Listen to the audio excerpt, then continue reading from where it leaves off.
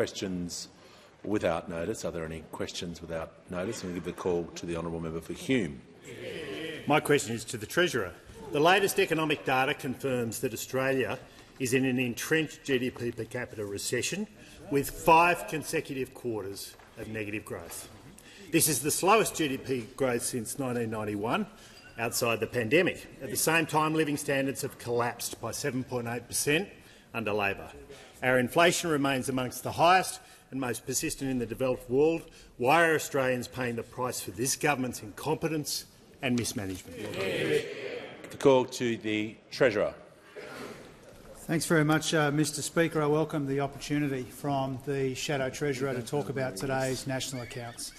Because what today's national accounts show now, beyond any doubt, is that the economic strategy in the budget was exactly right for the combination of challenges that we confront together.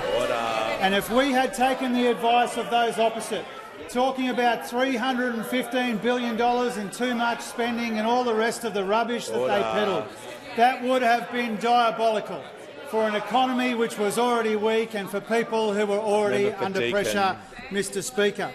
Now, when it comes to the per capita measures that the opposition member refers to, it is not unprecedented for the economy to go backwards in per capita terms. We know that because it happened on their watch as well. It happened on their watch as well. And it's not uncommon around the world, Mr Speaker, to see that measure go backwards. We've seen that in a number of countries over the last couple of years. And so if he wants to ask about living standards, Mr Speaker, he should recognise that when we came to office, real wages, for example, were falling 3.4%, and now real wages are growing again because of the efforts of this government to give people the kind of cost of living relief and growing wages that they need and deserve when the economy is soft and when people are under pressure. Now, Mr Speaker, you get a lot of free advice when you're putting budgets together. Some of it turns out to be right, some of it turns out to be wrong. Almost everything that those opposite have said about the economy and the budget has turned out to be wrong, and that shouldn't surprise us. It shouldn't surprise us, Mr Speaker, because they are the same characters that left behind massive deficits, a huge amount of debt, inflation almost double what it is now, real wages falling, real spending growth higher than it is now, and that's why, Mr Speaker, nobody takes the Shadow Treasurer especially seriously, and if he wants to ask lots of questions about the national accounts and the budget, I'd say that would be a very good thing. Before I call the member for Reid, I'm just going to acknowledge the Prime Minister for our guests. Thanks very much, Mr Speaker. I want to acknowledge and warmly welcome His Excellency the President of Nauru and his delegation into our chamber today. It is an honour to have you, President Adeang, and I look forward to our discussion this afternoon about how we can further enhance the relationship between Australia and Nauru. We do have a special bond and an enduring partnership, and this afternoon we'll have discussions about how we can work together to further our mutual prosperity and work together as well as members in the Pacific Island Forum as well, building that cooperation amongst members of the Pacific family. Indulgence, the Leader of the Opposition. Thank you very much, Mr Speaker. Well, I join with the Prime Minister in extending a very warm welcome to our dear friend David Adeang. President, welcome. I first met David about 20 years ago. He's aged much better than I have, I might say. But, Mr President, to you and to the people of Nauru, you are great friends, dear friends of Australia. We have worked together on many issues over a long period of time, and at this point in history, our two countries need to be as close together as we've ever been, and I know under your leadership we'll be able to facilitate that outcome. I also know that you're an AFL supporter, but I hope tonight you'll be able to extend good support to the Maroons in the State of Origin. Welcome, most welcome, and thank you very much for your friendship. And Your Excellency, on behalf of the House, and also to the Honourable Jessie Jeremiah MP, and to Your Excellency, Mrs Camilla Solomon, the High Commissioner of the Republic of Nauru, a warm welcome on behalf of all members of Parliament. Give the call to the honourable member for Reid. My question is to the Treasurer. What do today's national accounts tell us about the economy and the Albanese Labor government's approach in the budget? What are the alternatives? The call to the Treasurer. Thank you very much, Mr Speaker, and I acknowledge and thank the member for Reid for her work to ensure that every taxpayer in her electorate gets a tax cut on the 1st of July and every household gets energy bill relief as well, Mr Speaker. Today's national accounts did confirm that growth in our economy was flat in the first 3 months of the year. It barely grew in the March quarter, just 0.1% and 1.1% through the year, but any growth in these circumstances is welcome. Over the past year, around 3/4 of OECD economies have recorded a negative quarter, but Australia hasn't. The numbers came in broadly as the market expected, perhaps a little bit weaker. Certainly we were expecting very soft conditions at the start of the year, and that's what we see in these numbers. Now, as I said before, Mr Speaker, there's lots of commentary about the budget settings. Some of it's objective, some of it's partisan, some of it's right, and some of it is now clearly and embarrassingly wrong. Today's numbers make it really clear that to slash and burn, as those opposite and others called for, would have been diabolical in these circumstances. These national accounts show that we got the budget settings right. They justify our approach to fighting inflation and repairing the budget without smashing the economy when growth was already soft and the people were already under pressure. They completely vindicate our strategy to repair the budget and to provide cost-of-living help at the same time. The RBA Governor made it clear today that our two surpluses are already helping in the fight against inflation. And at the same time, we're supporting people with tax cuts and energy bill rebates and cheaper medicine and help with rent and student debt as well, Mr Speaker. And the consumption numbers back in this approach. Household consumption was soft, growing by 0.4% in the quarter and below its decade average for 5 quarters now. There was a big focus on essential spending at the household level, growing faster than discretionary spending, which barely grew in annual terms, Mr Speaker. Household disposable income was up 1.1% in the quarter and 5.2% through the year, and there are more wage rises coming because of the excellent decision taken by the Fair Work Commission, Mr Speaker. So there are no shortage of challenges laid bare in the national accounts, Mr Speaker, but more than acknowledge them, we are acting on them, we are anticipating them, we are responding to them in the budget that was handed down not that long ago. And we still have advantages: moderating inflation, real wages growth, low unemployment and stronger public finances as well. Our responsible and methodical and measured approach to the budget is keeping pressure off inflation without crunching the economy. Today's data confirms that responsible fiscal strategy is exactly right for this combination of challenges that we confront together in our economy. The call to the honourable member for Dawson. Thank you, Mr Speaker. My question is to the Treasurer. The latest national accounts show that compared to before the election, real disposable income has fallen by 7.8%. Productivity has fallen by 5.2%. Personal income taxes are 20% higher, and interest on mortgage repayments have almost tripled. Why are Australians paying the price for the Albanese Labor government's incompetence and mismanagement? Call to the Treasurer. Mr Speaker, some questions even the Shadow Treasurer won't ask, and he's thrown this one up the back for very good reason. If they want to ask us about productivity, Mr Speaker, perhaps they could mention that their decade in office was the weakest for productivity growth in the 60 years that these productivity growth data has been kept. If they want to ask about disposable incomes, Mr Speaker, perhaps they could mention in passing at least that when we came to office, real wages were falling by 3.4% and now they're growing again. Now real wages are growing again. And perhaps somebody could explain to the honourable member up the back, with this unfortunate timing in his question about the tax take, that the tax take went down again in the national accounts this quarter, and it went down in the quarter before as well, Mr Speaker. And so, Mr Speaker, they may have traded up when it came to the questioner, Mr Speaker, but the question is still incredibly, incredibly poor.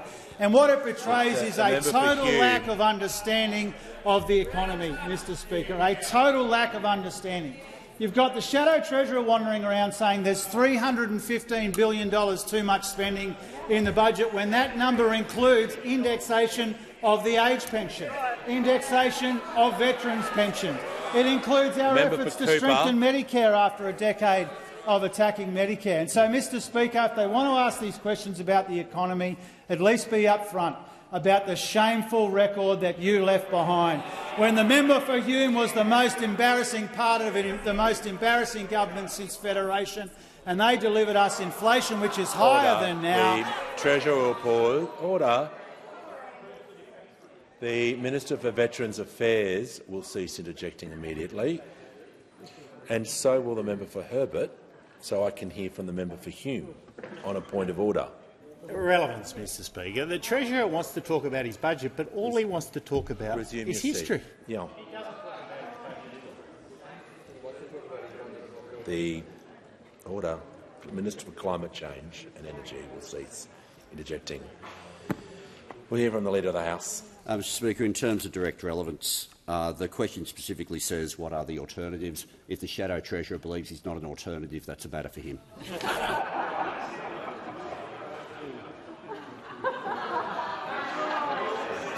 The member for McEwen will cease interjecting. The Treasurer has the call. Thank you, Mr Speaker. The same guy who can't get 2 questions in a row on National Accounts Day wants to talk about relevance. Mr Speaker, I was asked a moment ago about productivity.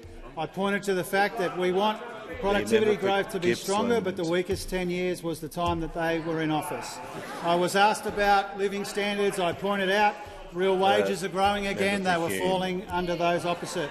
I'm asked by the Shadow Treasurer in his scripted intervention a moment ago to talk about the budget.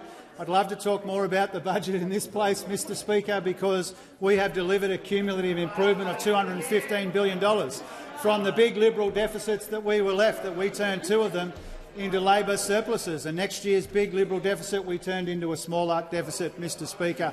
So our record is there for all to see when it comes to our improvements to the budget.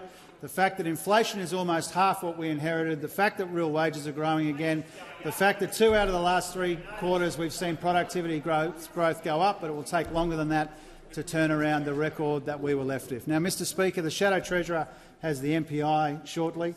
10 minutes looking at himself in the camera, like a budgie looking in the mirror but without the insight. The Treasurer's time has concluded. The member for Petrie on a point of order. Order. Order. Members on my right, the member for Hawke will cease interjecting. The member for Cunningham will cease interjecting. Yeah. The order. Order. Members on my right, there is far too much noise. If this persists, there will be a general warning issued, and no one will be given a second chance today. Okay, the member for Petrie is entitled to raise a point of order, and I'm looking forward to hearing it. Standing Order 90, reflecting on members. Right, I'll come to it. 2 things. One, the Treasurer is a serial offender, reflecting on the Shadow Treasurer. But 2, the Leader of the House's intervention. Yesterday you threw 2 of our front bench out for taking a point of order and then reflecting on a member. This guy gets up, takes a point of order, and then reflects. Resume your seat.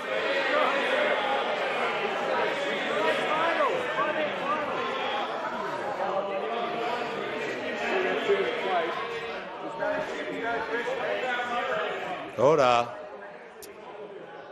Order. The member for Lyons will cease interjecting. Everyone needs... The member for McEwen is warned. Don't interject, trust me, while we're trying to deal with matters before the House. The member for Petrie is entitled to raise a point of order, and we are trying to raise the standards, as began last week with the Manager of Opposition Business on the 30th of May about undignified personal attacks. So it goes to both sides of the chamber. The thing that the Treasurer said wasn't reflecting on an individual, so I'm just going to remind all members in their questions and in their answers. And the reason why people were removed yesterday was because they were abusing the standing orders to simply get up and make a statement. Now, out of respect for the member for Petrie, he was able to do that, but it's not a time to just get up and say how you feel or what you think. Okay? Order. And that's across the chamber. Members are entitled to take a point of order, as the member for Hume did. Okay. We're just going to move to the next question. I'd like to hear from the member for Bennelong. Thank you, Speaker. My question is to the Minister for Housing and Homelessness. How is the Albanese Labor government's Homes for Australia plan supporting Australians now and into the future, and what has stood in the way of this vital support? Give a call to the Minister for Housing, the Minister for Homelessness and the Minister for Small Business.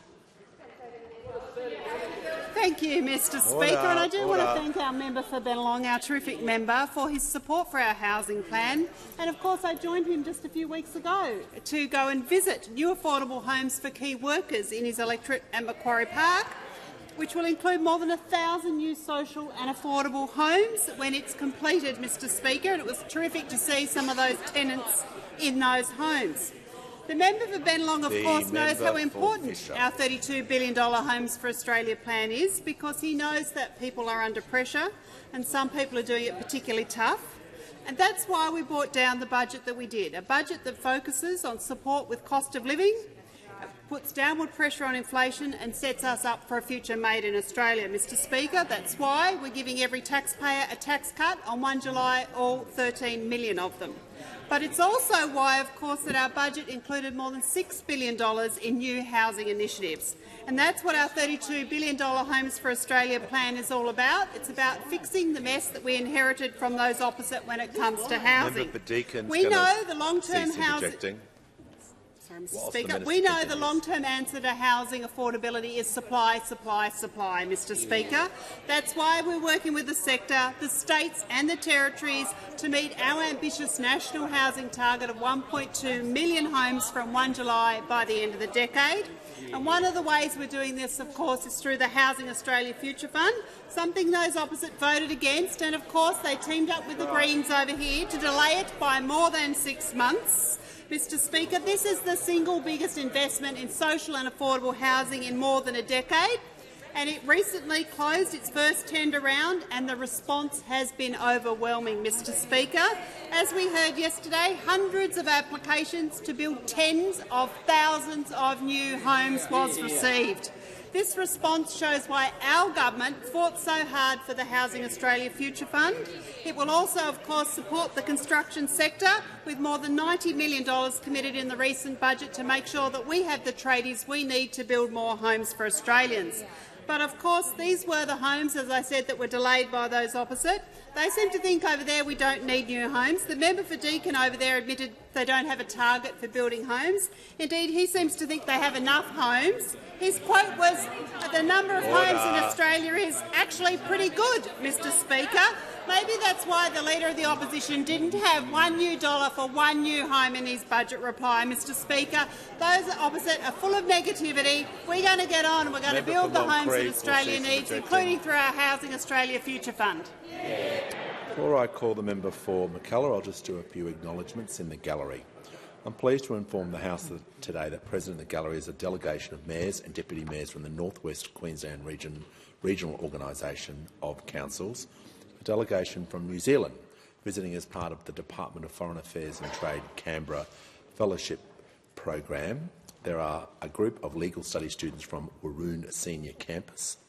I'm also pleased to inform the House that present in my gallery today is Cleve, a long-term protection service officer whose work has taken him from Parliament House to Government House and the Lodge. Cleve was working at the Prime Minister's office here at the new Parliament House before this building even opened, where he continues to serve every day.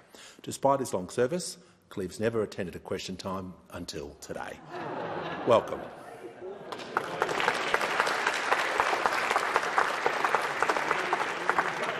I give the call to the honourable member for McKellar. My question is for the Prime Minister. Speaker, my electorate office continues to receive hundreds of emails about the events in the Middle East. The people of McKellar were utterly appalled by the atrocities committed by Hamas, and our hearts broke for the people of Israel. Now, my community is deeply distressed also by the immense human suffering in Gaza. I'm concerned that this conflict is impacting social cohesion here in Australia. Prime Minister, what is your government's message to my community about the importance of bringing the hostages home and bringing an end to this conflict? Thank you. Give the call to the Prime Minister. I thank the member for Mackellar for her serious and constructive engagement on this issue, along with so many of her colleagues. It's an approach shared by this government, but one that has been tested by the actions of some members. The terrorist acts carried out by Hamas on October 7th, including the murder of young Israelis peacefully attending a music festival, were abhorrent, and this parliament unequivocally condemned them. 6 months ago, Australia voted for a ceasefire at the United Nations, along with 152 other countries. This government strongly supports President Biden's ceasefire proposal announced this week. Hostages must be released. Civilians must be protected. As President Biden has said, a deal would allow the United States and our partners to begin the work to rebuild homes, schools and hospitals in Gaza to help repair communities destroyed in the chaos of war. Australia is not a participant in this conflict. We have been a consistent voice for humanitarian concerns. The point that I've made as Prime Minister from the very outset is that every single innocent life matters. Every Israeli, every Palestinian. This government supports a two-state solution and an enduring peace. Two states, Israel and Palestine, living peacefully side by side with security and prosperity for their people. Here in Australia, every one of us has a responsibility to keep our community safe. Our social cohesion is a national asset that all of us have built, and all of us have a responsibility to uphold and defend. Right now, our communities are distressed. People, particularly with relatives, either in Israel or the occupied territories, are distressed. We have a responsibility to not add to that distress through misinformation. It is unacceptable that misinformation is being consciously and deliberately spread by some Green senators and MPs who have engaged in this in demonstrations outside offices and online. That includes knowingly misrepresenting motions that are moved in this parliament. All of us have a responsibility to prevent conflict in the Middle East from being used as a platform for prejudice here at home. There is no place for anti-Semitism, prejudice of any sort, Islamophobia, in our communities, at our universities or outside electorate offices. Our staff do work to provide assistance to people dealing with Medicare, social security, migration and other issues. They deserve respect, not abuse, not assault, not attacks on the office that cost taxpayers money, but cause, more importantly, considerable emotional distress and are anti-democratic by their very nature because they stop people participating in our democratic process and receiving services from members of the House of Representatives or of the Senate. Enough is enough. Yeah. The time for senators and members of parliament to continue to attend and inflame tension outside these offices must end. Yeah. The fact is that denying people the right to seek that assistance achieves nothing, and tragically it undermines the cause that protesters purport to advance. I've supported justice for Palestinians my whole life and still do. It is tragic that the legitimate aspirations of the Palestinian people are undermined by some people engaging in activity that completely alienates the Australian public due to the nature of that. No one should be targeted for who they are. The targeting of people because they are Jewish, because people disagree with some of the actions of the Netanyahu government, are completely unacceptable. Political debate must be respectful. As political leaders, we have a responsibility to lower temperature, not to fuel division. We must foster the unity and cohesion and diversity that has always been our nation's greatest strength, a strength we all have a duty to protect. And on indulgence, the Leader of the Opposition. Oh, wow.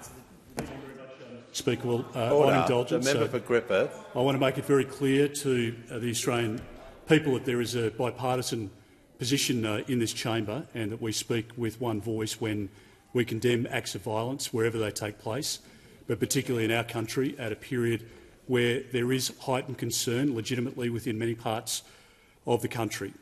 Last week I was at a school in Sydney where armed guards have a permanent presence to protect young children going to school, to protect young kids going to daycare centres, not because they've done anything wrong, not because their families have done anything wrong or stand for any bad cause, but because they are Jewish. That's why. And that has no place in our country whatsoever. It's not with any precedent in any other part of the country. And it needs to be condemned. And what the Prime Minister does today in condemning the actions of those who seek for their own political purposes and their own political advancement to pour fuel on this fire deserve condemnation of this chamber. And they should. From day one. In fact, after October 7, when 1,200 people were slaughtered by a terrorist organisation, to this day people are still held in a tunnel network, women and children, still held by that terrorist organisation.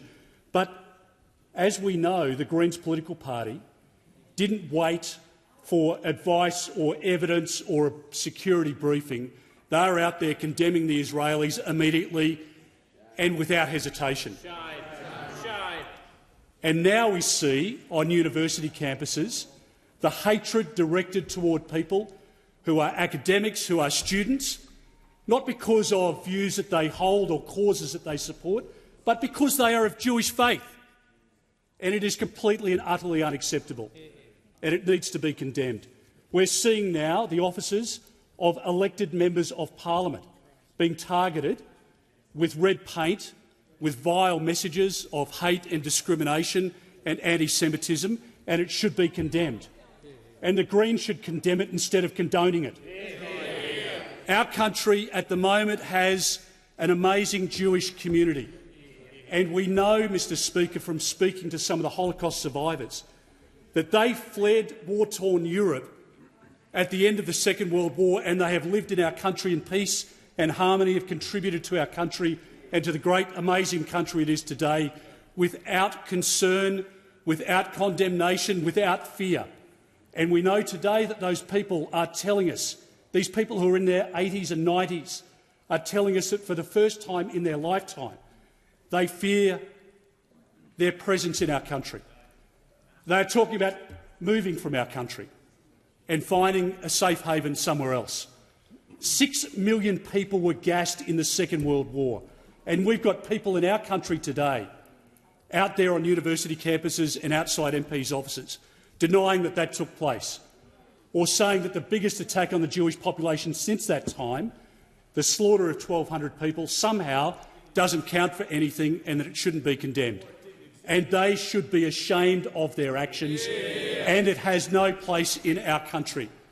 And, Mr Speaker, we know that Hamas is using people, Palestinians, as human shields, as many terrorist organisations have done through the course of history. Why would they be any different from al-Qaeda or other terrorist organisations that we've known?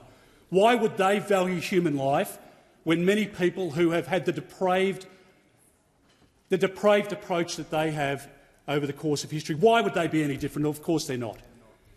And we want peace delivered as quickly as possible. It is in the hands of Hamas right now. There is a deal on the table. Hamas has the ability to bring this to an end, but of course they won't, because they don't care for Palestinians, they don't care for Israelis, they care for their own power base. And the world should stand together to condemn the actions of anti-Semitism, and we stand as one in this chamber, or we should stand as one to make sure that we condemn the unacceptable levels of anti-Semitism that we see playing out on our streets. It has no place and we will take every action we need as a chamber to make sure that we condemn those acts of anti-Semitism in our country, and the Greens political party today is properly and rightly condemned. The Leader of the Australian Greens is on a point of order. No, I'm seeking the call in the same way that the Prime Minister and the opposition leader were given extensive period to free range in an attack on the Greens, and I'm seeking the call on indulgence. Order. You can seek the call. You're seeking the indulgence from the Speaker. In practice, that has always been granted for when there is an agreed position. And if you look at the history of indulgence, that's how it has been conducted. So I'm not finished. I'm not finished. If you wish to be granted indulgence, I'll be listening carefully to make sure you're in alliance with what was just said before the House. That is how indulgence works. If you wish to have another point of view, this is not the time to do that. There are other forms of the House, whether being misrepresented at the conclusion of question time or other forms of the House, to make your statement known.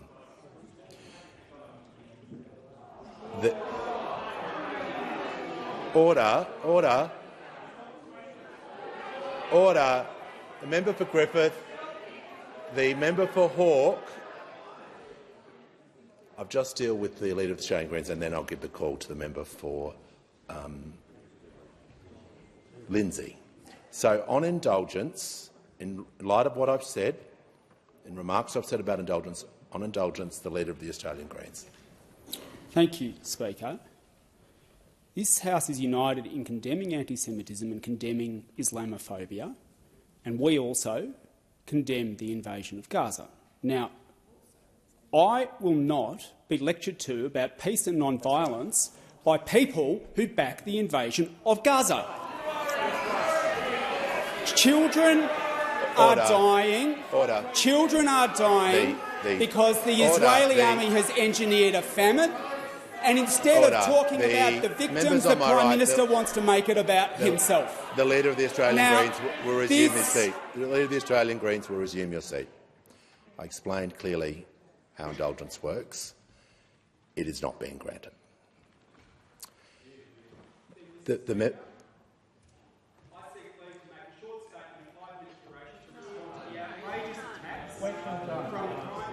And the Leader of the Opposition.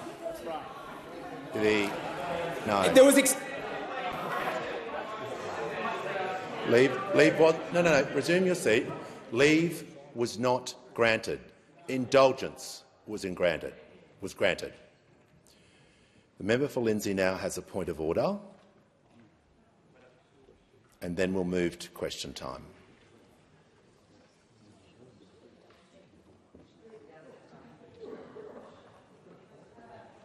I thank the member for Lindsay. Give a call to the member for Jagga. Thank you, Speaker. My question is to the Prime Minister. Why is the Albanese Labor government taking action to make more things here in Australia? What approaches has the government rejected? Call to the Prime Minister.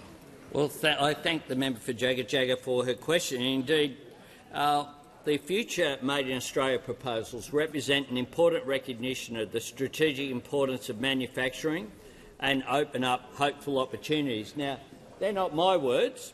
They're from an open letter signed by 70 Australian economists expressing their strong support for our future Made in Australia plan. They characterise our plan as an important shift in emphasis and vision that will have benefits that spread through the economy and through society. Because what this is about is setting us up for the future. Well-paid industrial jobs, supporting regional communities, contributing at the same time to the decarbonisation that's necessary in our economy. And that's what drives this government. A vision for an Australian-made future that uses our resources to make more things here, moving up the value chain and creating good jobs as we do, investing in renewable energy and strengthening our economic and national security as we do, drawing on the full potential and aspirations of all of our people and making sure that those opportunities reach every part of the country. Now, there couldn't be a clearer contrast between this and those opposite. They offer no way forward, just a dead end. They boast about shutting down Australian manufacturing and driving industries offshore. They brag about ending the Australian car industry, costing jobs and skills, putting a handbrake on the industry and cutting us out of global supply chains. Now, what we want to do is to make sure that we take advantage of those opportunities. The shift in the global economy to a clean energy economy. The opportunities that are there in areas like green hydrogen and green metals. The opportunities that are there to have advanced manufacturing here in Australia.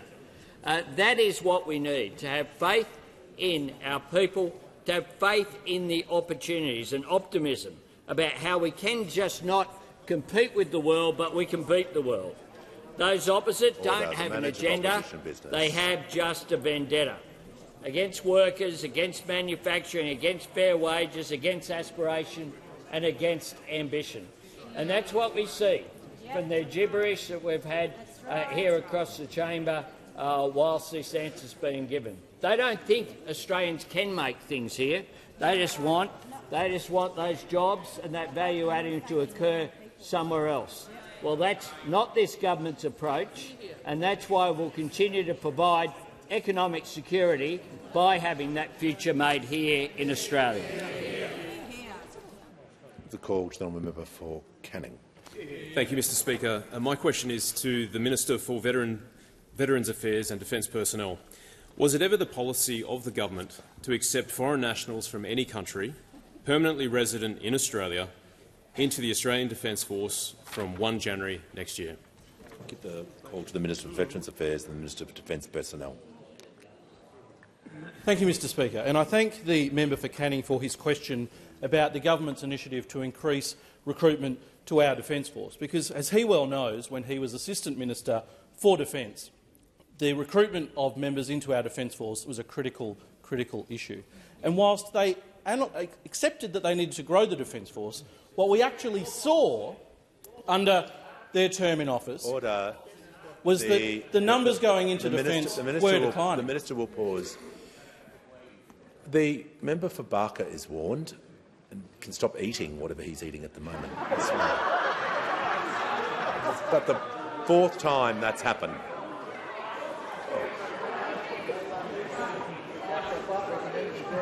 Okay. Well, if it's ice, chew slowly. Order. The minister wasn't asked about opposition policy. He was asked about the government's policy. I'm just going to make sure that he is being directly relevant, so that's not an excuse to go back in time. Order.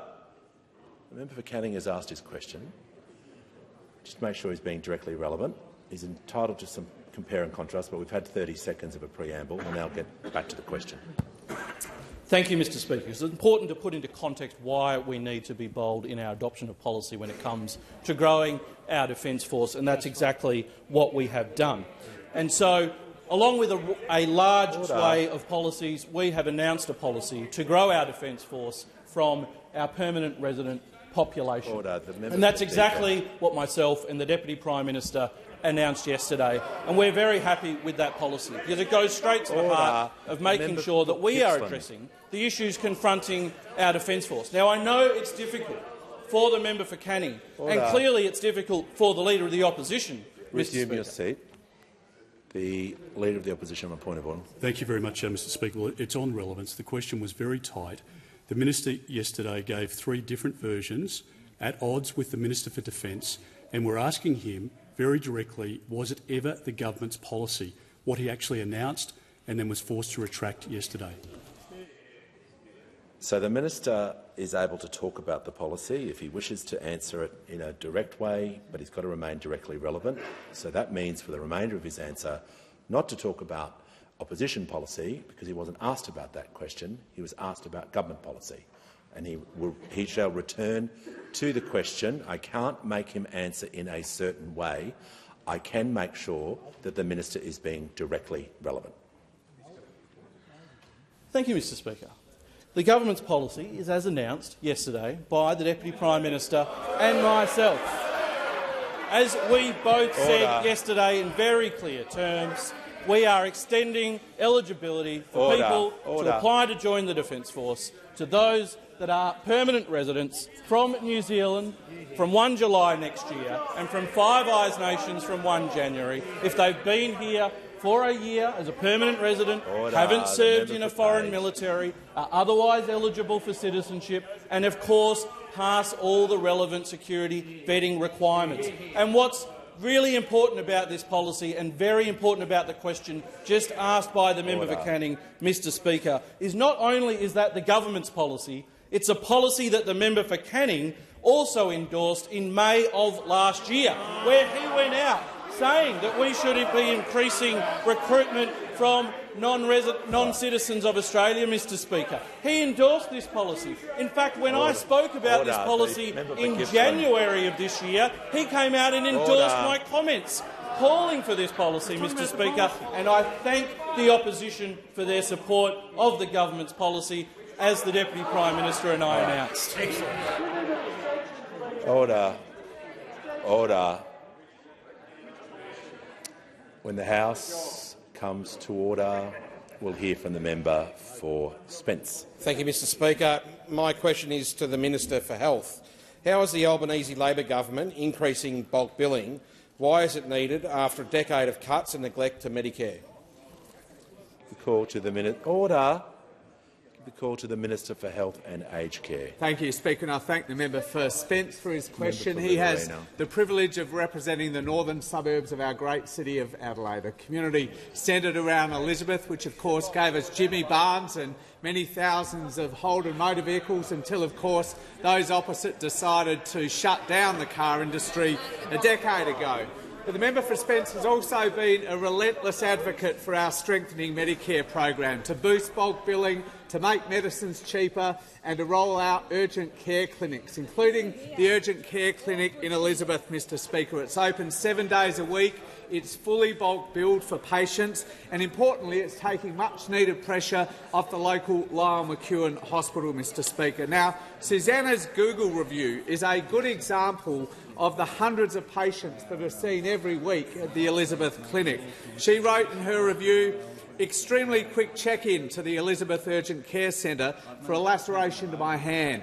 Highly recommend that over waiting many hours in an emergency department." It's a perfect example of what's urgent but not an emergency, Mr Speaker. Mr Speaker, the 58 urgent care clinics that we opened last year have already seen 425,000 patients delivering urgent care, all fully bulk billed. And we also committed to boosting bulk billing for GP visits more generally, Mr Speaker, through a $3.5 billion investment to triple the bulk billing incentive. And I'm pleased to report today, Mr Speaker, that in the 7 months since that funding kicked in, bulk billing has risen in every single state and territory in the Federation, by 5% in our state of South Australia, by more than 8% in the state of Tasmania, Mr Speaker.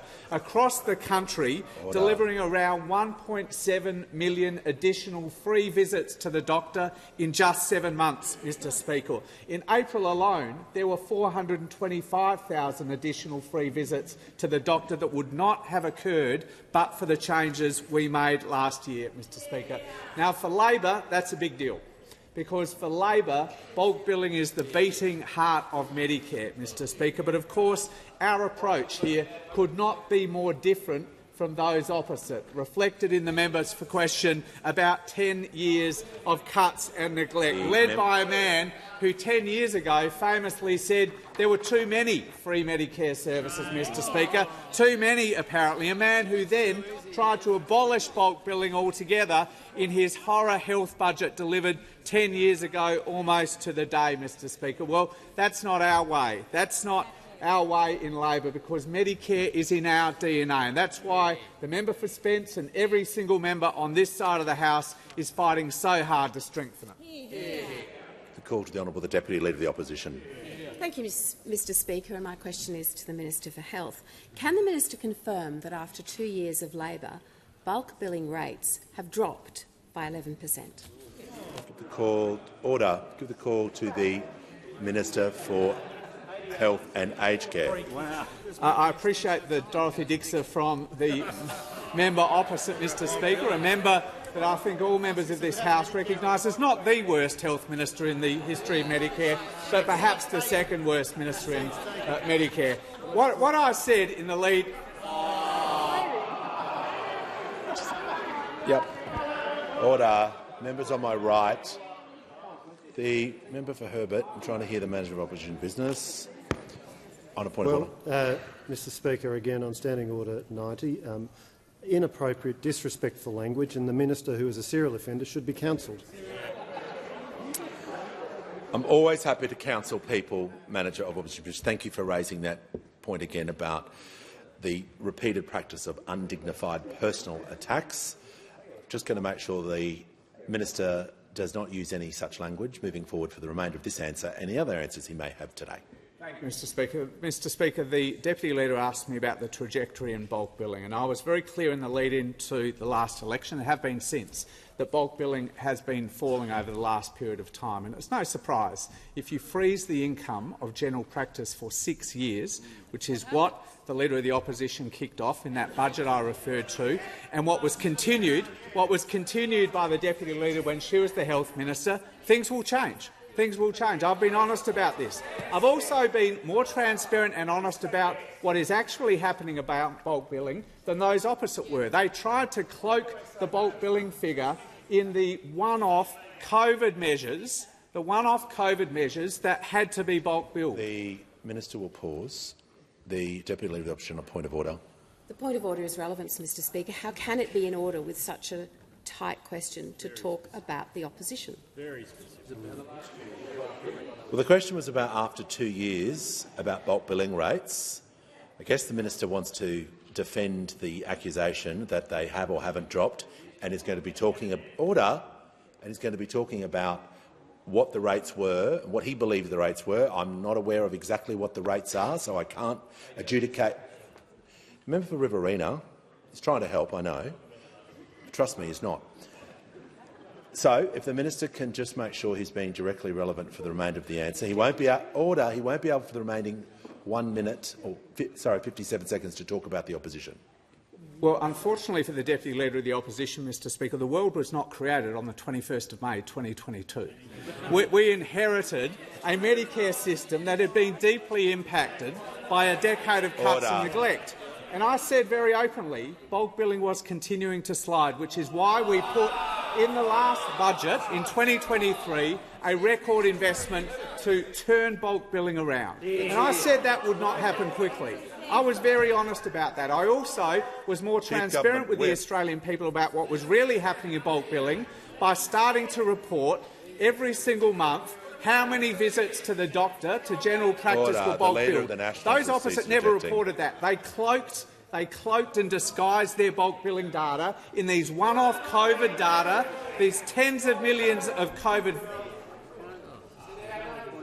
Order. The Leader of the Nationals will cease interjecting so I can hear from the Deputy Leader of the Opposition. A minute left to go, Mr Speaker. A point of order under Standing Order 91C, which states a member's conduct is disorderly if they wilfully refuse to conform to a standing order. You have brought the minister back to the relevance of the question, and he continues to talk about the opposition.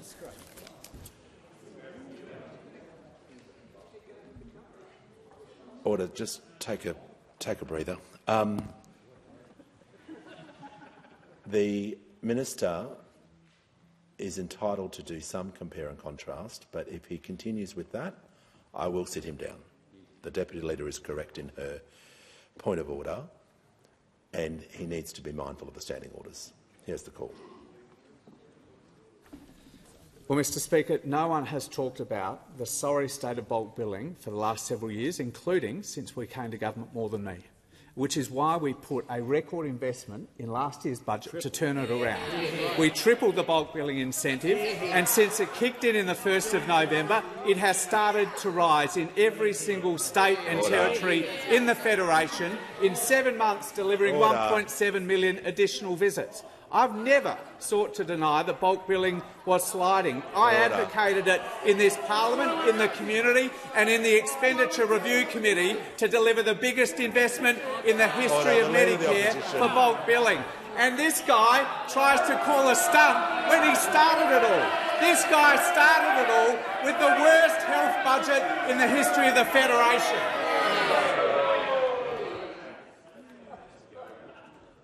Look, whatever just happened there is completely undignified for the House. We're just going to... I'm going to ask all members for the remainder of question time. It's a plea to everyone to lift the standards and lift the tone. That's everyone. Give the call to the honourable member for Higgins. Thank you, Mr Speaker. My question is to the Minister for Climate Change and Energy. How is the Albanese Labor government acting to help families and businesses with the cost of energy bills, and how does this differ from the other energy policies? Call to the Minister for Climate Change and Energy. Well, thank you, Mr Speaker. Can I thank my honourable friend for the question and recognise her climate leadership in this parliament, Mr Speaker. Mr Speaker, on the 1st of July, every Australian will receive a tax cut and every Australian with an energy bill will receive energy bill relief, Mr Speaker. Every single Australian. And also, Mr Speaker, I'm pleased to inform the member for Higgins and the House that from today, Australians who want to reduce their bills and emissions by installing solar panels or batteries or energy efficiency can apply for a concessional loan under our Housing Energy Upgrade Fund, Mr Speaker, from today, with the first round of that funding open. So these are practical and realistic steps to help Australians with cost-of-living pressure. Now, the honourable member asked me how it compares to other energy policies. I have to confess we are searching for alternative energy policies, Mr Speaker. We are searching for alternative energy policies with very little detail. But, to be fair, we are starting to see some of the contours of the opposition's policy emerge. Recently, now, I have to say I have very real differences with Senator Canavan, very real differences on policy, but he does tend to be pretty straightforward in what he thinks, Mr Speaker. And he was asked about the opposition's alleged nuclear policy, and he said, but we need to build coal as well, in my view, because nuclear will take too long. Nuclear will take too long. We know from the CSIRO and so many experts that no nuclear in Australia will be up and running before 2040, and Senator Canavan, as he always does, said the quiet bit out loud, because this is what it's all about. This is what it's all about. They want to delay renewables and they want to keep coal in the system for longer because they just don't believe in renewable energy. Now, the government also passed the Net Zero Authority Bill through the parliament in recent days. This was an opportunity for those opposite to talk about the regions, to talk about job creation, renewable energy. But what we heard from so many opposition members was about nuclear power and nuclear energy. Now, we've got some of the searing policy insight, some of the details, some of the policy insight. We had the member for Lyons say, and I quote, "Nuclear power stations are basically big kettles." That was the big searing policy contribution. The question is, where will those big kettles be? Where will the big kettles be? And for Lyon, I said, Lyon, where will the big kettles be? Will there be a big kettle next to the big banana, Mr Speaker? Where will they go? But our friend, the member for Gippsland, is also very honest. He said it's premature to be ruling regions in or out. There is simply no proposal on the table right now. Well, he's right about that. But we know the leader of the National Party has polled the places where they want to put nuclear reactors. He's done opinion polling, but he won't release the details because, Mr Speaker, when it comes to energy policy, these are not serious people. Has concluded. Order. The member for Page. I'd like to hear from the honourable. Order. Members on my right. I'd like to hear from the honourable member for Fairfax. Thank you, Mr Speaker. My question is to the Minister for Climate Change and Energy. Does the minister support the New South Wales Labor government's extension of coal-fired generation at Eraring?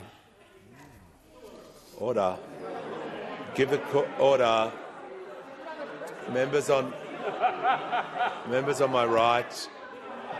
Order. The Assistant Treasurer will cease interjecting. The Minister has the call.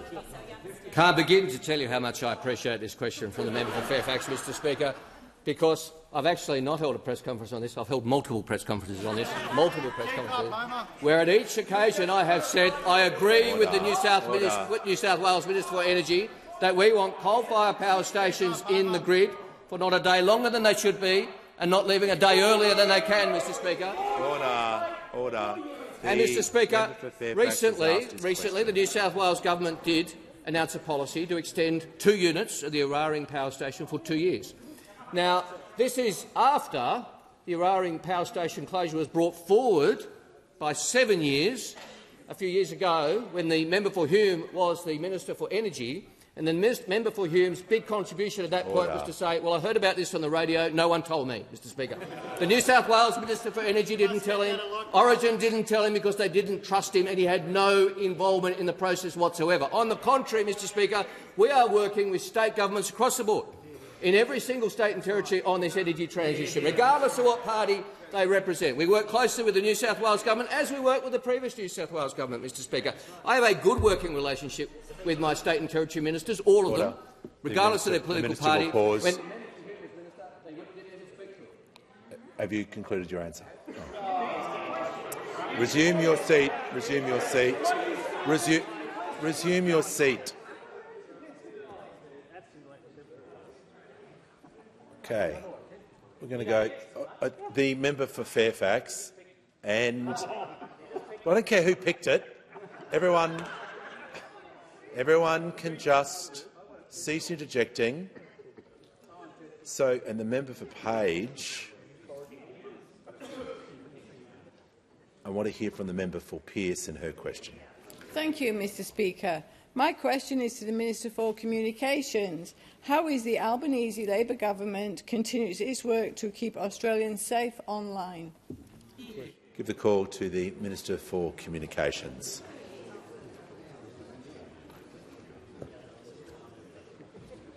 Thank you, Mr Speaker. I thank the member for her question. Because protecting children and other vulnerable Australians from online harms is a key focus of the Albanese government. Online safety is a collective responsibility between industry, regulators, government and civil society. And I acknowledge the impacted family members who have come to Canberra this week and for their brave advocacy. The landscape is changing rapidly. That's why we're using all levers to address new and emerging harms.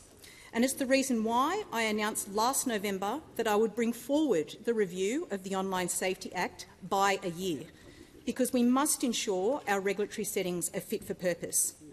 When the Online Safety Act commenced in early 2022, generative AI was barely a topic of discussion for most Australians.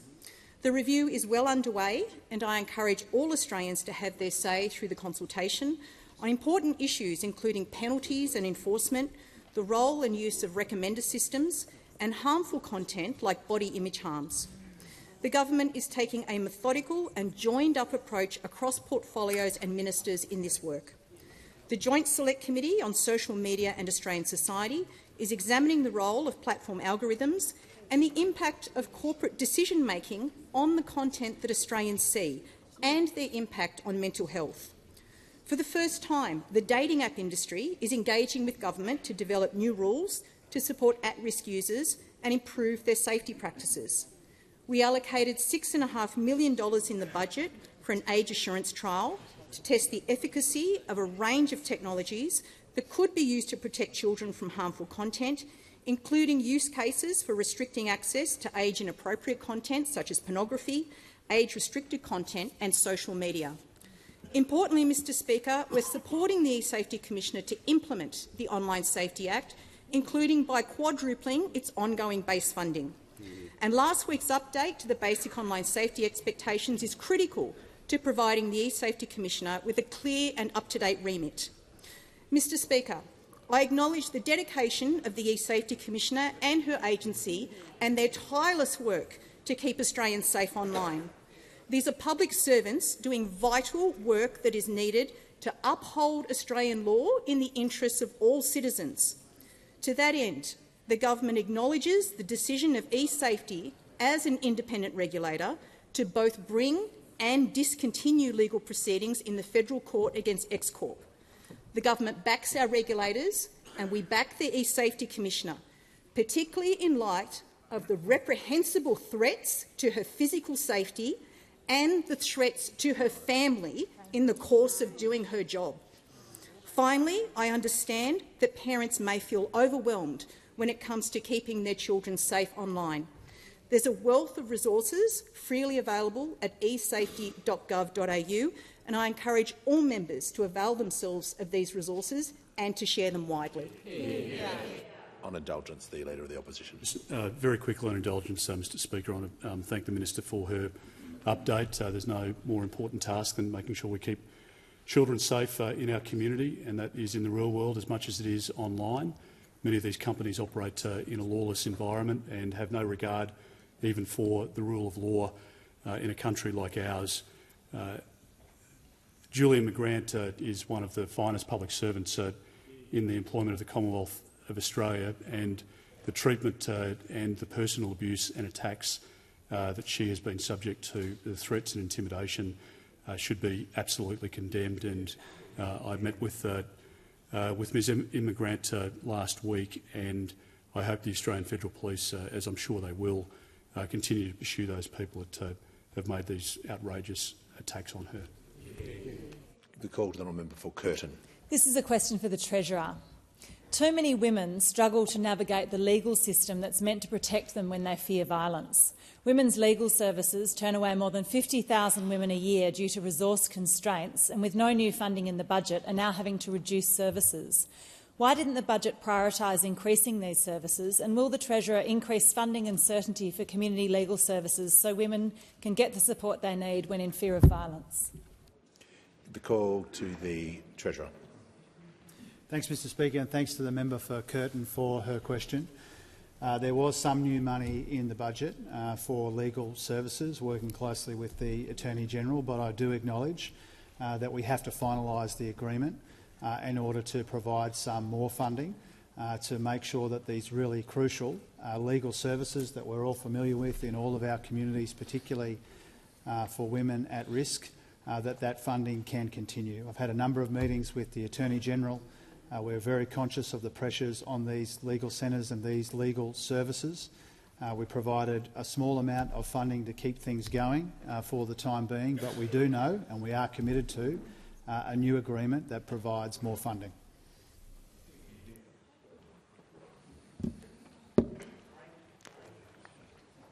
Give the call to the honourable member for Newcastle. Thank you, Speaker. My question's to the Attorney-General.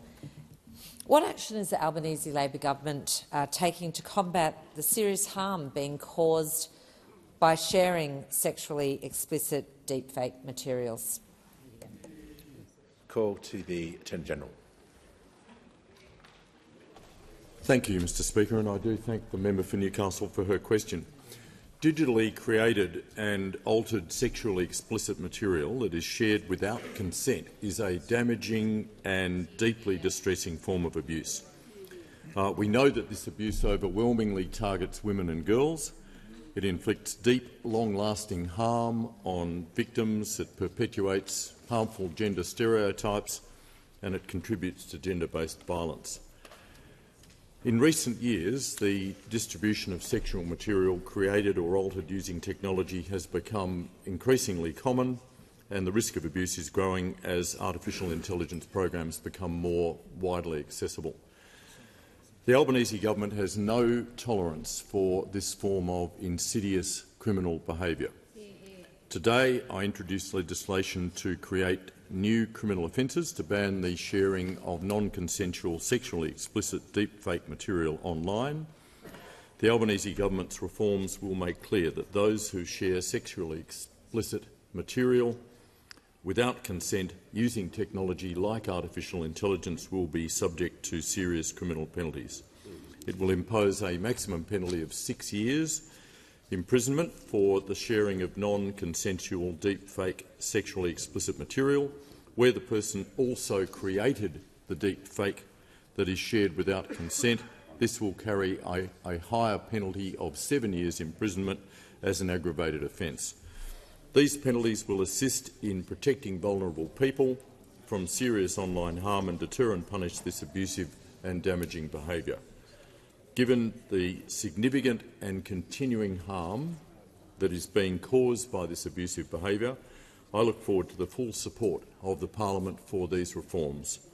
The Albanese government continues to deliver on its commitment to end violence against women, to tackle the scourge of online harm and to keep Australians safe.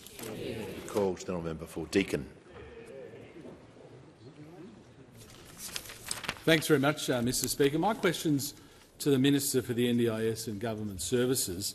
Minister, NDIA officials told estimates that under the Albanese Labor government, up to $2 billion of the $45 billion per year devoted to the NDIS is being spent on illicit drugs, holidays and expensive cars, just to name a few, and that 90% of NDIS plan managers have significant indicators of fraud.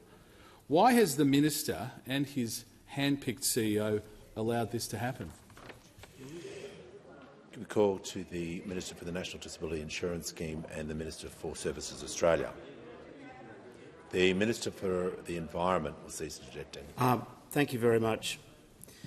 There's the member opposite's referring to some evidence that was given in estimates in the last couple of days. He didn't mention the person who gave the evidence. Yep. The person who gave – don't worry, mate, I think you write your own speeches. He gave the gentleman who gave the evidence. The gentleman who gave the evidence. His name is Mr. John Dardo. John Dardo. The reason why he was giving that evidence is because I picked him to come and work at the NDIA because those opposite did not take seriously fraud in the NDIA. He and his team, he is in charge of what's called the Fraud Fusion Task Force. Another memo to the members opposite. We set it up. $126 million to tackle fraud. And what did those opposite do? Nothing. Zip. Nada. Nothing at all. It's because of this government we are now addressing the issues in the scheme.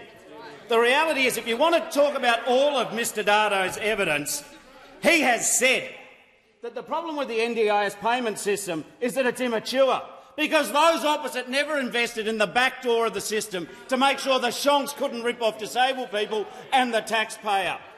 The gall of those opposite. What Mr Dardo has informed me is about plan managers. Plan managers, he has said that they surveyed 900 of the smallest ones of least turnover of business. It turns out that 350 of them are not reporting their financial income to the ATO. But that is because until this government was elected, no one ever asked them to have the ATO and the NDA talk to each other. These plan managers pay themselves as downstream providers. They're approaching participants on public transport and offering cash. They're offering cash to participants on the condition that no services will be delivered. They're fabricating services and claims. They're pretending to be the participant. The very reason that we can debate this today is because it takes a Labor government to catch the crooks.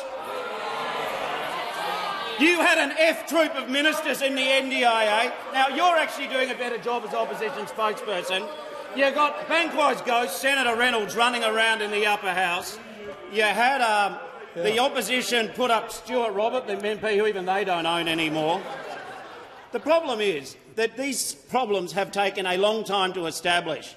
But ever since that we've got elected, Fraud Fusion Task Force, 500 compliance investigations, 222 matters under investigation right now, 20 prosecutions right now. When the opposition were in power, $231 million of payments was investigated. Under Labor, it's several billion. Thank goodness. Order. Members on my left will cease interjecting so I can hear from the honourable member for Wills. Thank you very much, Mr Speaker. My question is to the Minister for Social Services. What is the Albanese Labor government doing to ease cost of living pressures and provide relief for every Australian, and who will benefit? Give the call to the Minister for Social Services.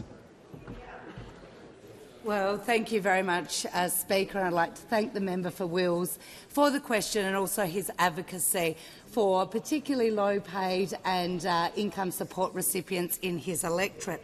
Of course, the Albanese's #1 priority is to provide cost of living relief for every Australian. And with this year's budget, we are building on previous budgets, of course, providing responsible cost of living relief that eases the pressure on people but doesn't add to inflation.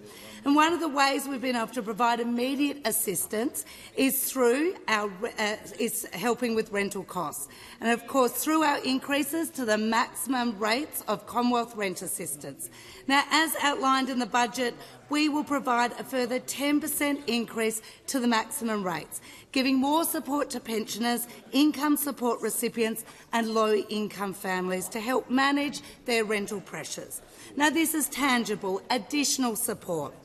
And, for example, from the 20th of September 2024, a single parent with 3 children who rents will receive an additional $80 a fortnight in rent assistance as a result of measures we've taken as a government since coming to office.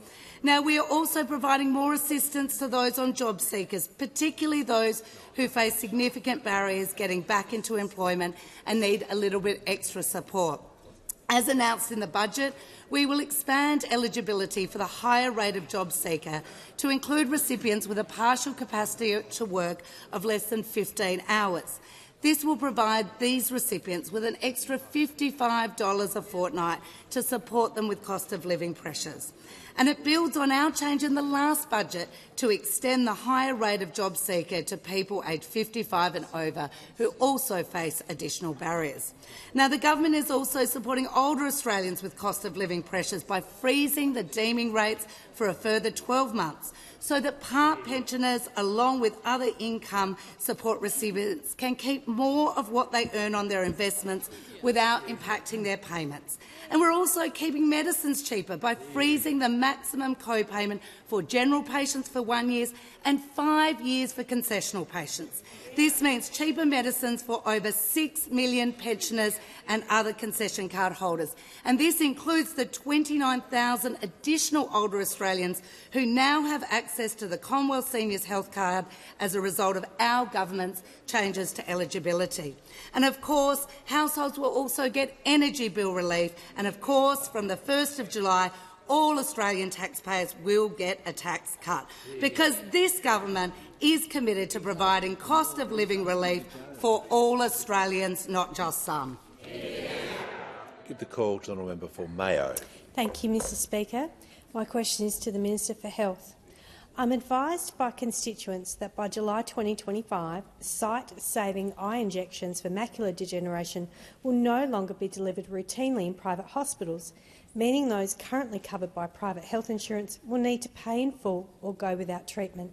Is this correct? And if so, why has the government made this decision? The call to the Minister for Health and Aged Care.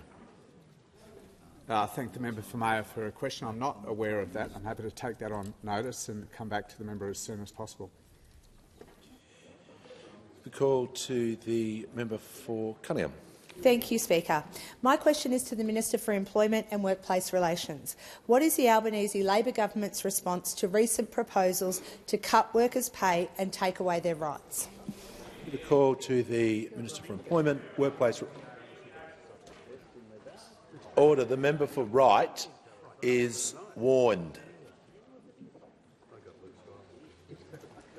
Call to the Minister for Employment, Workplace Relations and Minister for the Arts. Thanks very much, Mr Speaker. And I thank the member for Cunningham for the question. Somebody who's representing 72,000 people all about to get a tax cut, where every taxpayer gets a tax cut because they elected the member for Cunningham, and also representing a whole lot of those 2.6 million workers who, as of the decision this week, are going to get a pay rise. Now, I'm asked about policies quite specifically that the pathways the government won't go down and policies that we've rejected.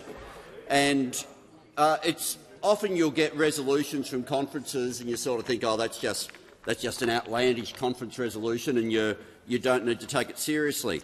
But rarely do you find the Shadow Minister, Senator Cash, has actually written in response to the resolutions that happened at their New South Wales conference, describing them as good ideas that align strongly with the Coalition's approach to industrial relations.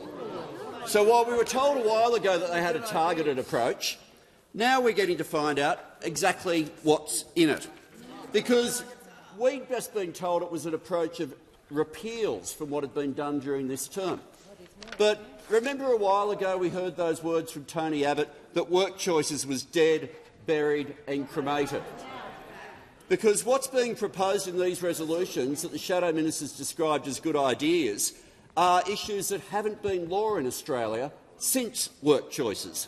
What was dead, buried and cremated, sort of the hands reaching up through the dirt and finding its way back, zombie agreements that were previously abolished finding their way to be enlivened. Here's what they're going to. 1, making it easier to sack people.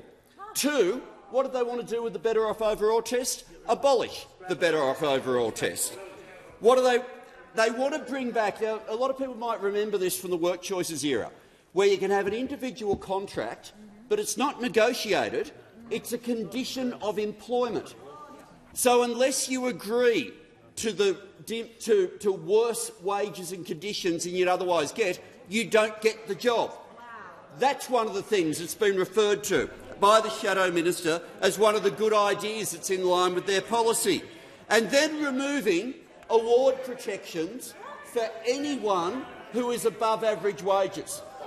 So have a think at some of the occupations where you've got classifications where people are earning above average weekly earnings, but are within the award system. People like teachers, people like police officers, people like coal miners. What does it mean for those workers? It means no award entitlements to rostering rules, nothing for meal breaks, no overtime rates, no shift work, no public holiday penalty rates. It means a pay cut, which is what they want. The call to the Prime Minister. Mr. Speaker, I ask further questions placed on the notice paper. Members can leave the chamber as quickly and as quietly as possible. The Leader of the Australian Greens is seeking the call. Thank you, Speaker. I seek the call on 2 matters. The first is I seek to make a personal explanation. Do you claim to be misrepresented? Yes, Speaker. You may proceed. By the Prime Minister and the Leader of the Opposition earlier in question time. This Prime Minister is so desperate to detract and distract from Labor's complicity and backing of the invasion that is taking place at the moment. They will come in here and make spurious allegations against Greens members of Parliament that need to be corrected. The Leader of the Australian Greens will just pause. The member for Fisher knows better than that. Members on my right, I can barely hear a word that is being said. So if anyone interjects on my right during this period, they'll be ejected immediately. I want to hear from the Deputy Manager of Opposition Business, Deputy Leader of the House. Thank you, Speaker. The standing orders and practice in relation to personal explanations are clear. The member needs to explain where he has been misrepresented, and he immediately launched into an attack on the Prime Minister. I ask that he be brought back to pointing out where he has been misrepresented. So I'll just allow the Leader to continue. Order, so he can explain to the House where he was misrepresented and how he was misrepresented, not whether he liked being represented or not. I hope that's clear. So the Leader of the Australian Greens has the call. In a desperate attempt to distract from Labor's backing of the invasion of Gaza, the Prime Minister made a number of representations. Yep. Order. Members on my right. Made a number of order. The member for Canberra will leave the chamber under 94A. There are to be no more interjections. So made a number of you need to explain exactly where. Misrepresentations about myself and Greens MPs in this parliament that need to be corrected. Now, we have been crystal clear in making it clear that the Greens, as a party of peace and non-violence, support protest that is peaceful, Order. And we have made it crystal clear, including on the record, that that should be the case. But instead, the Attorney-General will leave the chamber under 94A. And instead, no one is to interject while I'm hearing this. The Prime Minister, backed up by the Leader of the Opposition, came in here and made wide-ranging sprays, attempting to connect peaceful protests of people who are seeking to make their views heard about Labor's complicity with this genocide, with actions of people, including here in this place. Now, let us be absolutely crystal clear.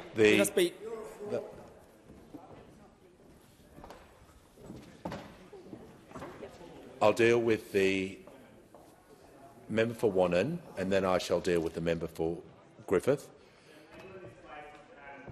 Order. Just the member for Wannon. I'll hear immediately the member for Griffith. A member of the Labor Party there, I'm not actually sure of his title, made a reflection on the Leader of the Australian Greens, and I'd like him to come back in and withdraw.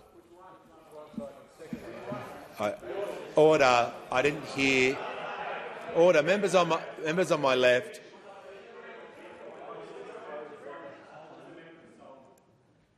Well, I shall deal with the member Solomon separately with this issue. I didn't hear what was said, so I can't take action on that matter. Member for Wannon on a point of order. Speaker, a point of order. The Leader of the Greens has been asked to go to where he has been misrepresented, and he is not going there, and he continues to defy your ruling that he should. And I think the House is not being advanced by the Leader of the Greens' conduct. I'm going to give the Leader of the Greens one more chance to explain exactly where he's being misrepresented. Speaker, I've made it clear that the Prime Minister and the Leader of the Opposition made a number of severe and direct misrepresentations about actions that are taking place outside this place, when we have been crystal clear on the record about our approach to how people should exercise protest, and instead a number of severe misrepresentations were made. Why? Because they are attempting to distract from their complicity. And that is why I seek to move the following order. I move that so much of standing and sessional orders be suspended as would prevent the member for Melbourne moving the following motion: that this House, 1, notes that the State of Israel has signed a $3 billion contract with the United States for a further 25 F-35 fighter aircraft. B, Australia plays a significant role in the F-35 fighter aircraft global supply chain, with a range of components manufactured here in Australia, including the sole manufacturing of F-35 fighter aircraft's uplock actuator system, which allows the F-35 to drop its payload. And C, the F-35 fighter aircraft are being used to bomb the people of Gaza. And 2, calls on the government to immediately end all direct and indirect trade of military equipment with the State of Israel, including the provision of critical components of the F-35 fighter jet supply chain. Now, it is critical, Mr Speaker, that we debate this motion now, because Labor is attempting to do anything to distract from their complicity in the unfolding genocide. Resume your seat. Order. Resume your seat. Resume your seat. Resume your seat. The member for Riverina, the Deputy Leader of the House. Mr Speaker, the member had the right to issue a personal explanation, so I now move that he no longer be heard. The question is the member no longer be heard. I'll put the question. Those opinion say aye. Aye. Against no. I think the ayes have it. Noes have it. Division required. Ring the bells for 4 minutes.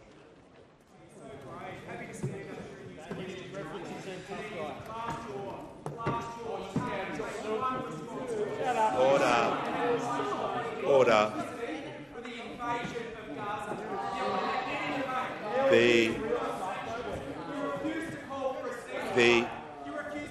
The leader of the Australian Greens is going to cease interjecting.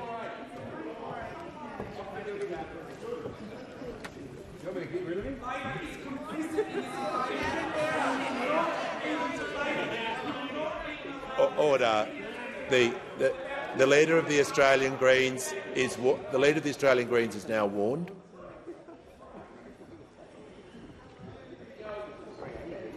And members on my right will remain silent during the division.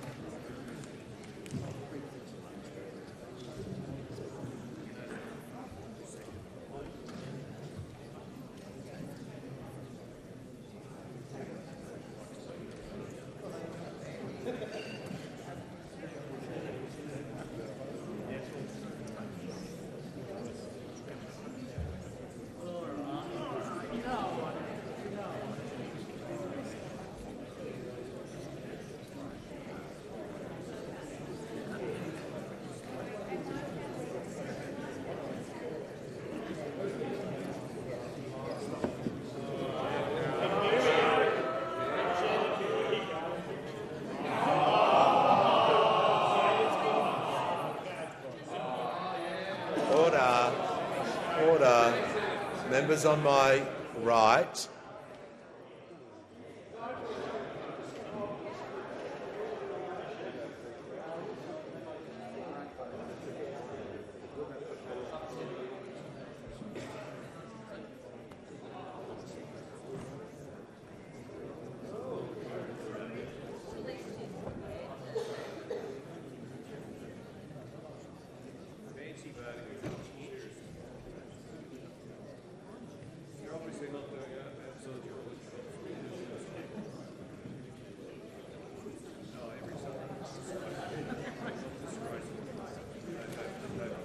Lock the doors. The question is that the Leader of the Australian Greens no longer be heard. The ayes will pass to the right of the chair and the noes to the left.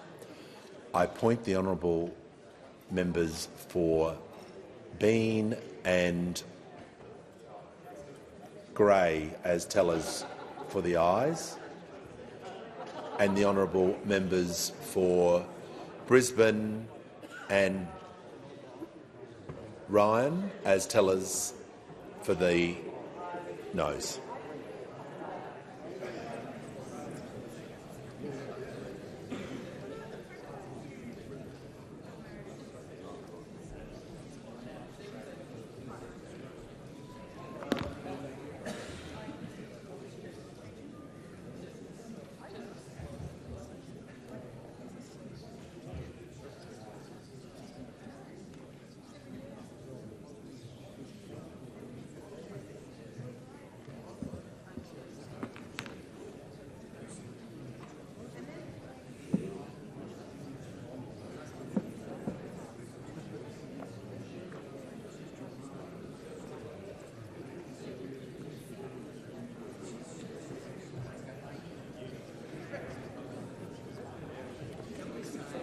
Thank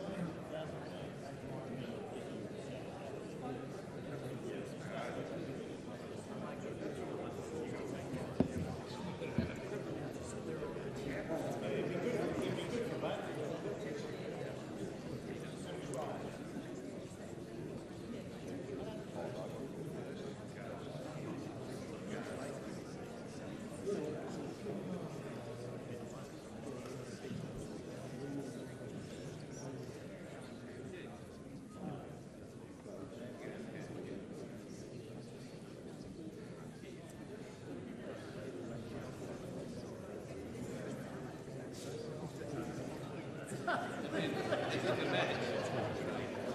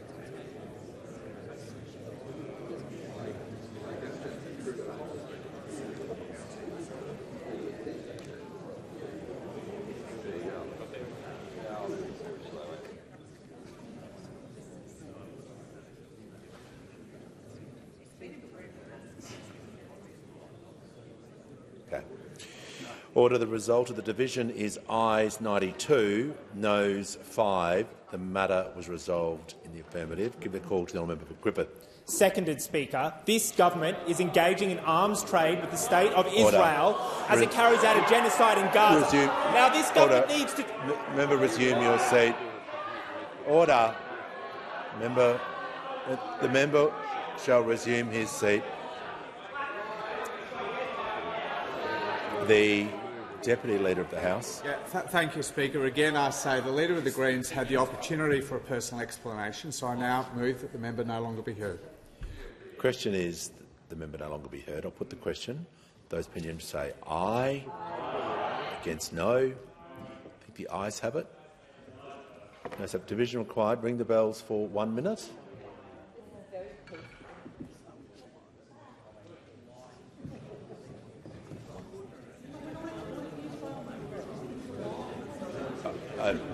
Order. Restate the question that the member no longer be heard, and I'll ring the bells for 4 minutes.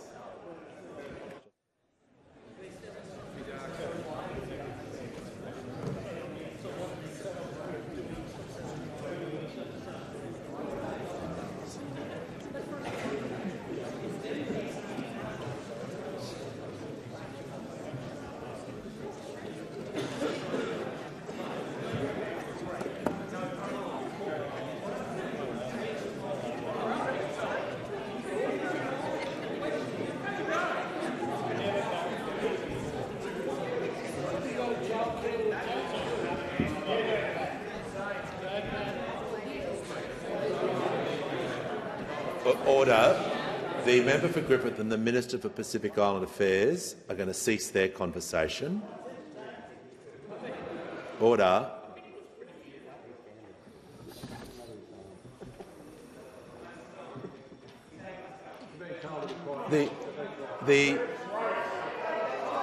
Order. The member for Griffith's just going to cool it. The member for Griffith is now warned, so anyone sitting in that corner can also show restraint as well.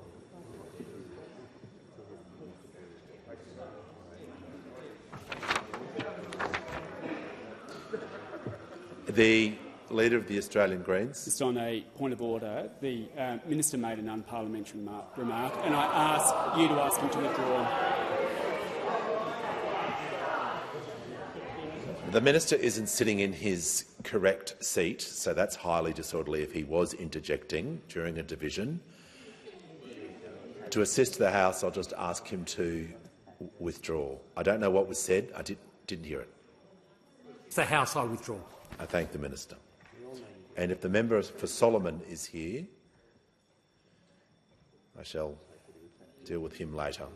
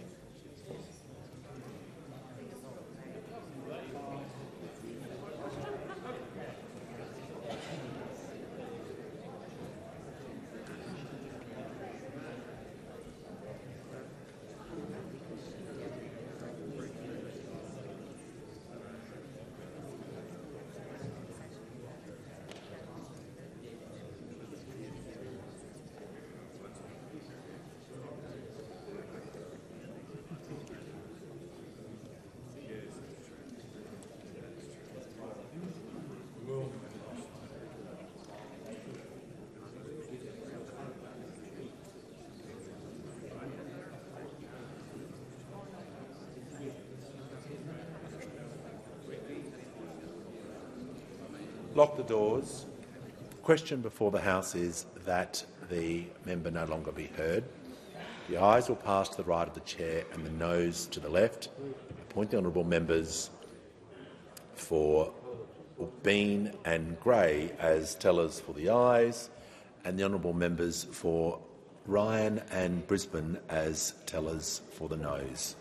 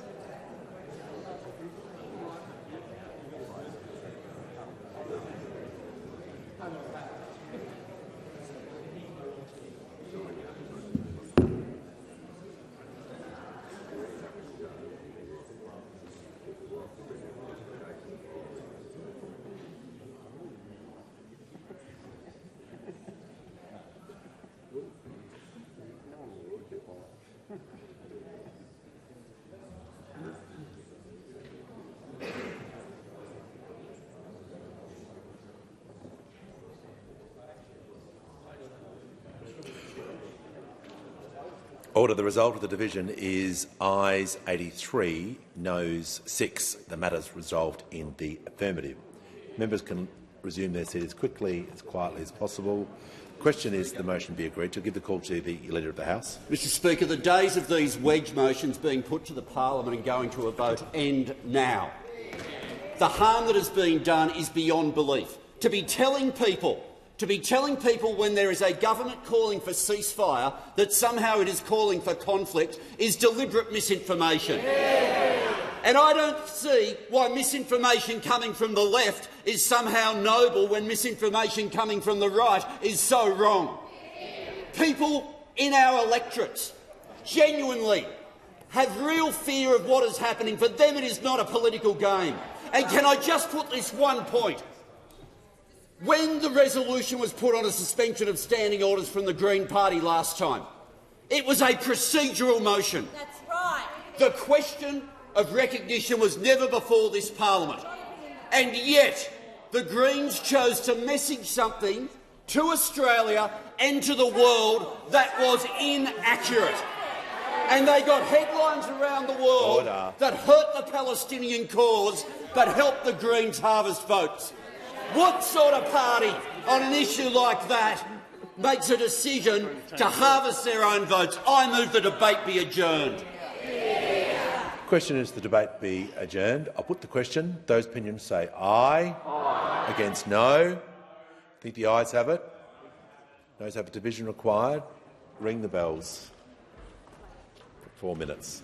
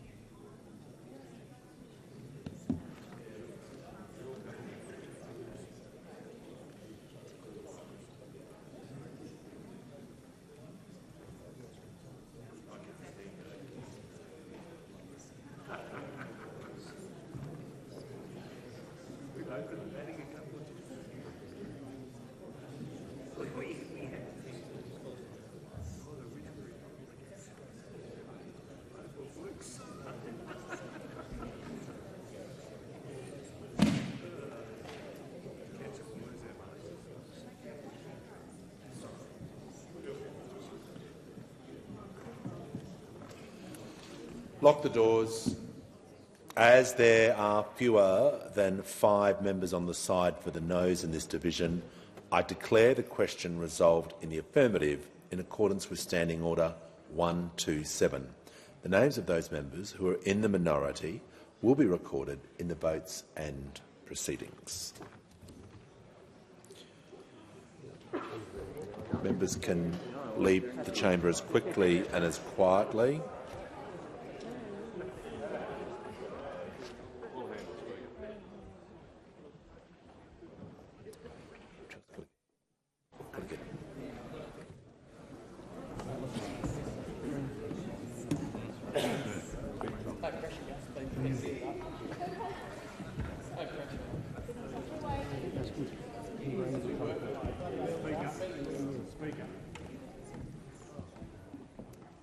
The member for, before I deal with the member for McKellar, and I'll give her the call, I'm just going to ask to assist the House the member for Solomon to withdraw. Just ensure that the microphone is on. I call the member for Solomon. Happy to withdraw, Speaker. Thank the member for Solomon. And I call the member for McKellar. Warringah, Mr. Speaker. Warringah. My apologies. Thank you, Mr. Speaker. I would like a clarification in relation to events that have occurred just now and during question time in terms of procedure when it comes to indulgence. The observation was that in response to a question from the member from McKellar, the Prime Minister exceeded the allocated 3 minutes of time for answer and proceeded to continue. I was not aware that any indulgence was sought at that time to continue beyond the allocated period of time. And the concern that I have, and I wish to seek clarification, is if indulgence is used to essentially mount a criticism or attack of members of this place or the other place, and it is then open on indulgence for the Leader of the Opposition to join in that, I'm concerned that that means indulgence is now used as a precedent for a criticism or attack of members of parliament in circumstances where there is limited opportunity to reply, and I don't understand that that's the accepted and convention on how indulgence has been exercised to date. I would also, sorry, Mr. Speaker, a clarification in respect to procedure when personal explanation is sought to be made, that my understanding personal explanation is simply to correct a mischaracterisation of a person or member and their position, and again the way in which that should be used, because I'm concerned that was also abused in this situation. Okay. I thank the member for Warringah for raising that, and I just want to advise the House, and particularly the member for Warringah who's raised a valid point regarding practice on pages 498, 499 and 500 on the issue of indulgence and how indulgence is granted and given by the Speaker. I won't list all of the reasons and mechanisms of how indulgence is made, but I will quote to the House that the Prime Minister and Leader of the Opposition to make statements in relation to natural or other disasters in tribute to deceased persons or to speak to matters on significance. When the Prime Minister makes a statement by indulgence on an issue or during question time, when the Speaker decides to grant indulgence, normally to the Leader of the Opposition, is also commonly granted indulgence to speak on the same matter. On occasion, indulgence may be extended to a series of members. For example, after a member has made a statement to the House announcing a significant issue, or, as we've had in examples during my term as Speaker, on national significance, on major issues or natural disasters. In the event that the indulgence is granted, the simplest way to understand it is that it's by convention of the House over a long period of time that everyone's agreeing on the same topic. Now, I will reflect on what the member has said in regarding to how indulgence is granted. On the second issue regarding personal explanations, that has been a long practice to enable someone to correct the record, and it's normally done straight after question time where someone has indicated what the Speaker or individual has said is not correct, perhaps by the use of a newspaper article or another online source, to then correct the record of what was said about the member.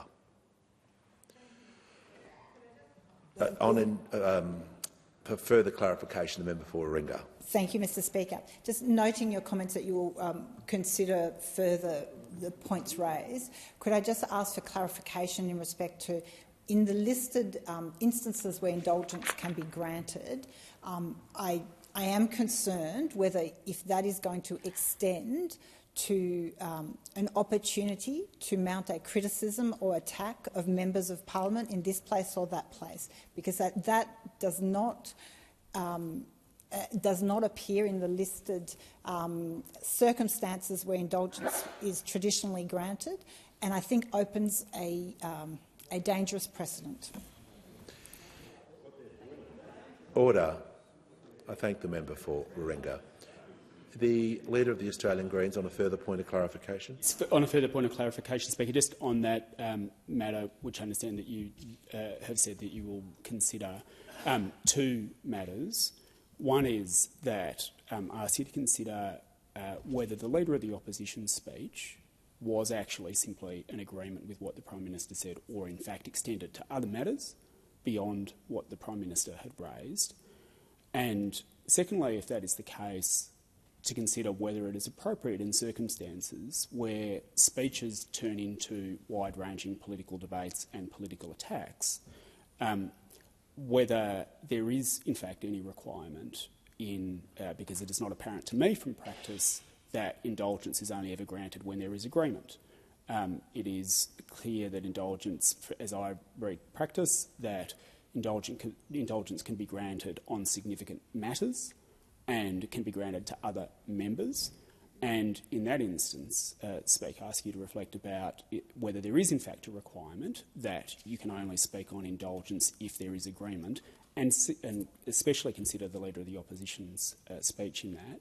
And in a parliament where there is wide-ranging representation from parties and independents other than the opposition and the government, whether it is appropriate for indulgence to be used only for two parties, that opposition and a government, to attack others, and then for those others not to be able to participate in the debate. Just on that point, well, in other cases where indulgence has been granted, and that's normally with the death of a member, the indulgence is then referred to the Federation Chamber, so there are other opportunities. I understand the issues that have been raised by members. I appreciate the sensitive nature of today's question time, and I'll reflect on the matter. We shall now move to the matter of public importance.